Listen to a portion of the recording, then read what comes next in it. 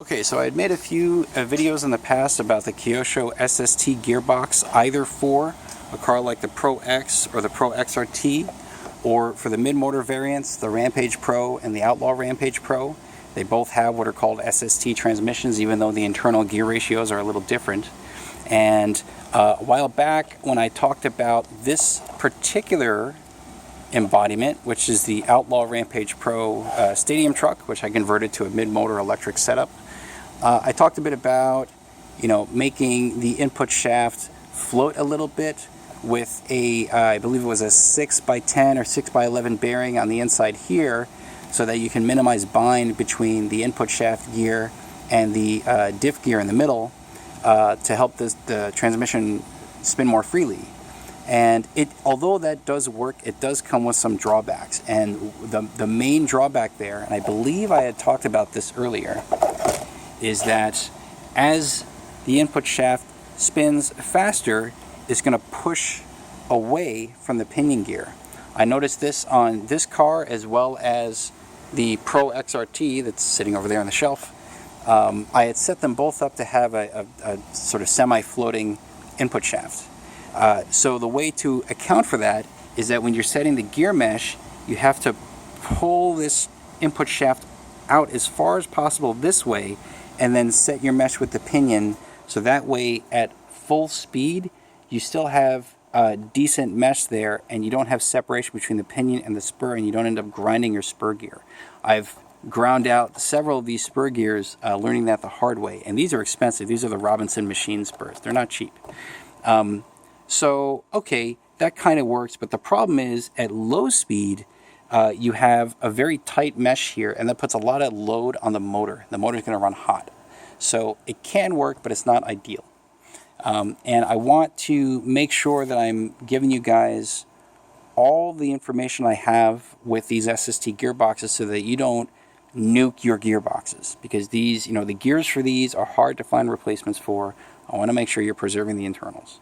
So what did I find with this one? Well, after I've run this for a little while, doing basement testing and testing on the driveway and whatever, the gears actually broke in a little bit. And they broke in enough that when I took this gearbox apart the other day and tried to see if I could make this a non-floating input shaft, so put the appropriate bearing on the other side, it actually spins pretty freely.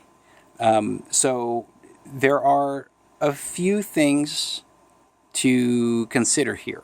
Okay, there's no one culprit for why these SST gearboxes tend to bind up.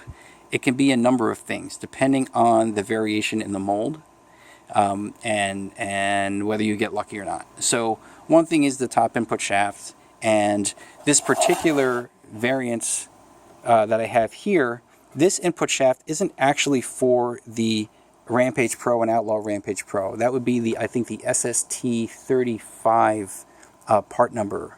I'm trying to remember. Do I have that correct? Anyway, this is the input shaft for the Pro X and Pro XRT rear motor gearbox. It does fit into this, but you need to put, I think it's like a 6x11 or 7x11 bearing on this side to keep this input shaft from sliding in too much. And then on the inside of that, you have to put a 5x10 so that this doesn't float around too much. So you do that, this will hold nice and solid. It's not going to move around. But again, that's on the condition that you don't have any binding issues with that input shaft gear and the diff gear. Now you could use the normal input shaft that's meant for this mid-motor gearbox. You'll have the same problem in terms of binding potentially between those gears. So the float option, I'd say, is like the last resort. Another thing to check is in the actual diff gear itself. Let me see if I have some parts here to help illustrate. Here and here. So I can't remember if I talked about this on a prior video or if I just posted it on RC10 Talk. I might have done the latter. So the way the bottom output gears work is that this one on this side here, it mates into this one like this.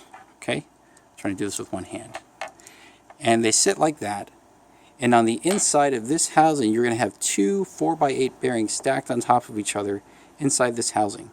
Now what I've noticed is with both bearings in there, it's actually a little bit too thick. And when you tighten down the gearbox, that also creates some bind between these output gears and your diff gear.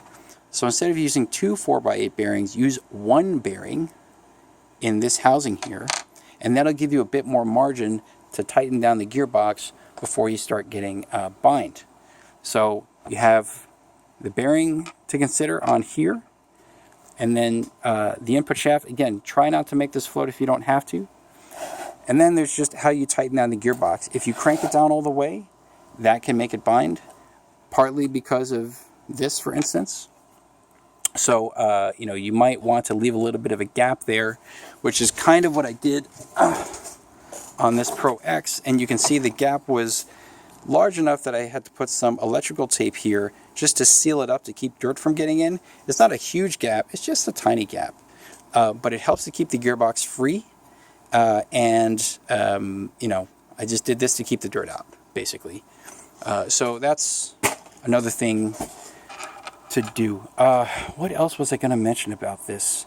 Yeah, so the thing with the binding on the input shaft, again, you may find yourself doing this initially, like if it's a fresh gearbox and you only run one bearing on the output gears here, and you even have, you know, some relaxation on the gearbox as you're tightening it down, you're not over cranking it, and it's still a little bit bindy, then what I would suggest doing is just starting with the semi-floating input shaft. And that means, you know, you go back and look at my other videos and I talk about what bearings to put in each side of the shaft and side of the gearbox. But you do that, you're going to run a tight mesh for a while, okay, fine. But as the gears break in, then you can take the gearbox back apart, you know, rebuild the diff while you're at it, and then put the correct bearing on this side of the gearbox. And you may find that if the gears are broken in enough, that it'll spin freely. That was the case with this gearbox right here.